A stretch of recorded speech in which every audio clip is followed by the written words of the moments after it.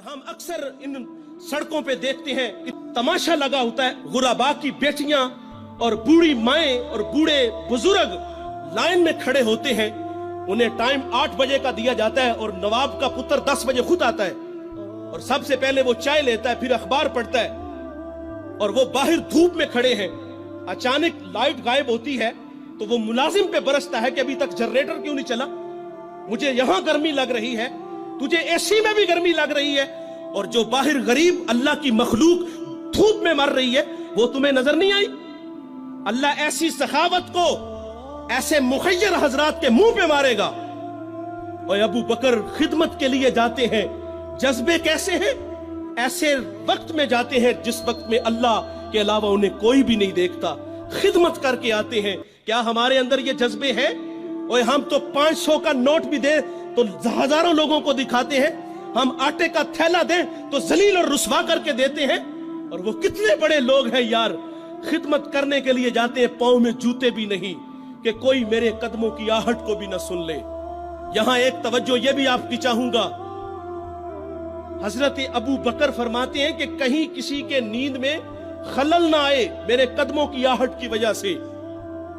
آج ہمسائے ہماری شرارتوں سے محفوظ نہیں، ہم نے ڈیک آن کیا، ہمسایہ صرف بیچارہ اتنا ہی کہتا ہے یار تھوڑی سی آواز آہستہ کر لو، وہ کہتا تمہیں کیا تکلیف ہے، میرے گھر میں چل رہا ہے، تمہیں کیا تکلیف ہے؟ یہ ہمارے یہ رویے ہیں صاحب، اور وہ کتنے بڑے لوگ ہیں چھپ کے خدمت کرتے ہیں صرف اللہ کی رضا کے لیے۔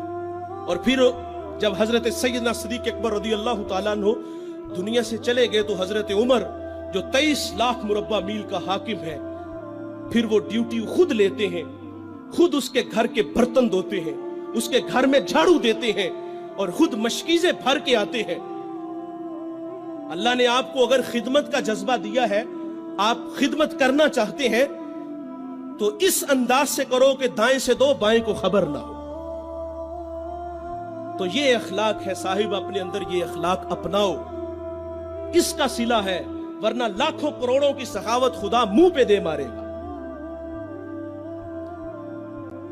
تو ایک زمانہ ہمارے اوپر ایسا گزرا ہے کہ لوگ ایک دوسرے کا احساس کرتے تھے۔ یہ بغداد کی کہانی ہے، ایک شخص صرف یہ دیکھنے کے لیے آتا ہے کہ یہ لوگ عزت کیوں اتنی زیادہ پا گئے ہیں۔ اس نے ایک ہوٹل سے کھانا کھایا، وہ مسلمان نہیں تھا، اور سامنے ٹیبل پہ ایک جوان بیٹھا تھا، وہ مسلمان ہے۔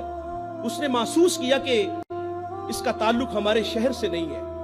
خیر کاؤنٹر پہ جا کے اس کا بل دیا، اور اس صاحب نے کھانا کھایا، بل دینے کے لیے کاؤنٹر پہ گیا تو کہا آپ کا بل ادا ہو گیا ہے۔ کہا یہاں تو مجھے کوئی جانتا نہیں، میں اجنبی ہوں۔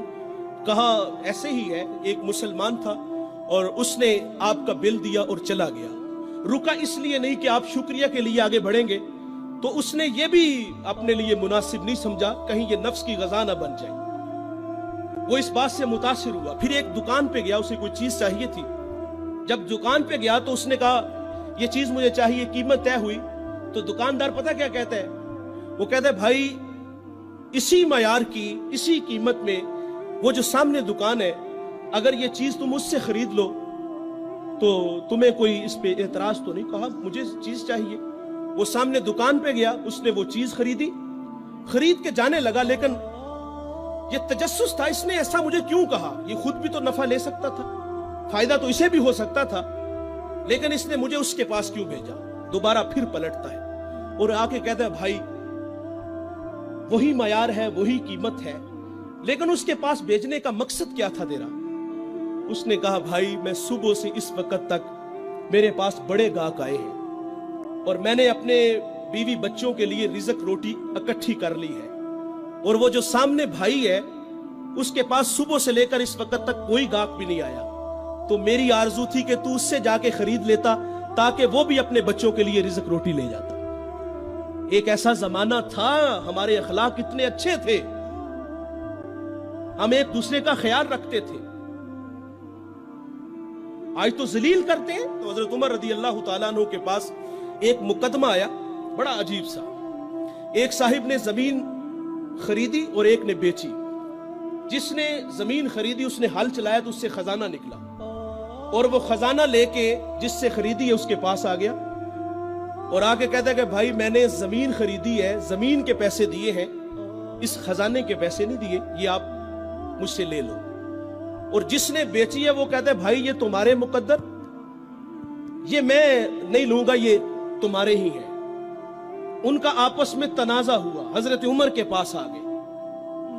وہ دے رہا ہے, وہ لے نہیں رہا. آج بھائی بھائی 1 انچ پہ ایک دوسرے کو قتل کر رہے ہیں. آج 1 انچ پہ بھائی جیونا مرنا ختم کر رہے ہیں اپنے بھائی سے. اپنی اولادوں کو بھی نصیحت کر کے جاتے کہ چچا کو منہ نہیں لگانا.